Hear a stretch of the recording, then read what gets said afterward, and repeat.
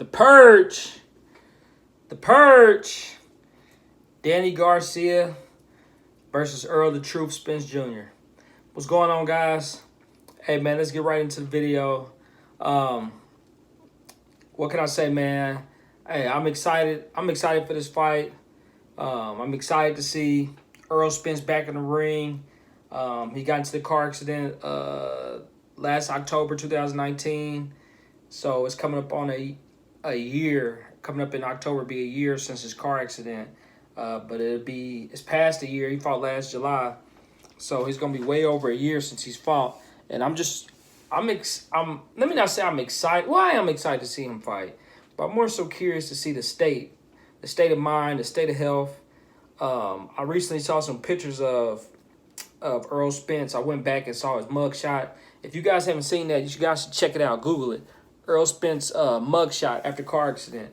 You can see where he's had some lacerations, some scars. You can see where his face must have hit the pavement. He had a couple of scars around his eyes, his mouth, and his nose. His eye was bloodshot red, and he lost 5 teeth the night of the accident, and he was in the ICU for over a week. No broken bones from what we heard, but if I had to guess, I would say that Errol Spence got knocked out. I bet Errol Spence was probably unconscious when the ambulance got there. It was a horrific accident, scary accident. And I'm willing to bet that he probably suffered at least a knockout.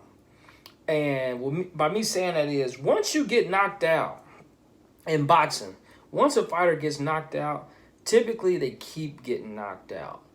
So that's going to be very interesting. If Errol Spence suffered a knockout, if he got knocked out in that car accident or a concussion or whatever, that's going to show back up in the fight.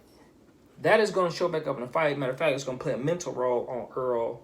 I think he's trying to play mind games. I've said this in previous videos. Errol's trying to play a mind game, talking about put me back in the ring with the big fish. I'm the big shark. I think that's a mind game to say, I don't need no tune-up. You know, I'm just ready to fight.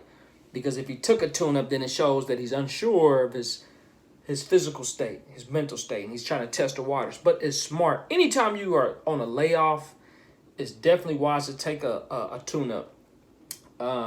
Recent fighters who have done that was Keith Thurman, and you saw what happened when Keith Thurman came back from his layoff of his injuries. He got hurt in the 11th round fighting Josito Lopez, which he sucked it up. He finished the fight. If you look at Floyd Mayweather, he took some time off. He fought Marquez, a beautiful fight, outboxed him, but Marquez was a lightweight.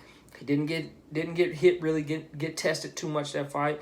But when he turned around and fought Shane Mosley the next fight and got caught in the second round, he was almost knocked out because he hadn't been touched in a while. So his resistance to taking such a blow, it showed up.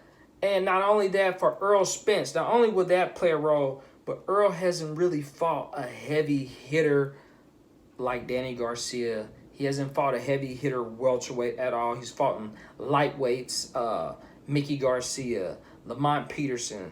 Mickey came up from 135 to fight him, even though he had previously fought at 140. Then he fought at 135. Then he came back up to 147. So he came from 135 to fighting.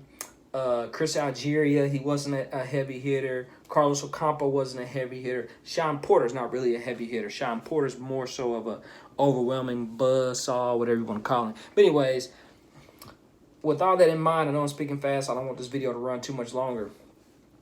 I think Garcia is in the perfect spot right now. I think Errol's he's at the right picking to fight Errol. Now's the time to get him.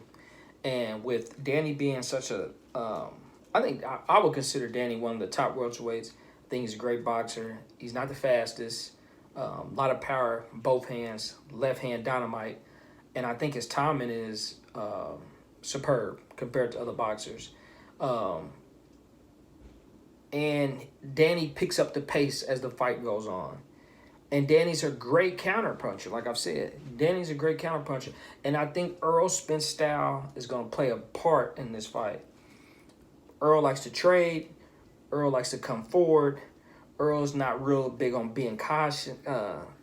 He don't fight with much caution. He's not testing the waters. Errol's fighting, you know, back and forth, tooth and nail. Even in the Kell Brook fight, he was trading, slugging with Kell Brook. He was losing half the fight until the eye injury.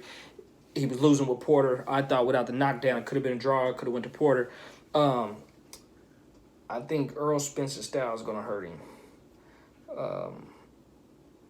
That trading punches, slugging it out, he can't slug with Danny. He cannot slug with Danny. He can't shoot a pistol at a shotgun. Not up close. You know, I think Danny's, and not to mention Danny fought last January, so Danny's going to be in shape. He doesn't have ring rust. And I think this is a perfect time for Danny to get his WBC belt back, to get the WB's IBF title. I think Earl has. Correct me if I'm wrong, but I think he has 2 belts. I'm not sure which the other belt is, WBC and another belt. But I think it's Danny's time. So with that being said, my prediction is that Danny is going to win the fight via knockout. That's a bold prediction, but I think Earl, it's not a wise fight. Not coming back from an accident, a year and a half layoff, fighting Danny Garcia. Come on, man, you gonna test your jaw with one of the hardest punches at welterweight?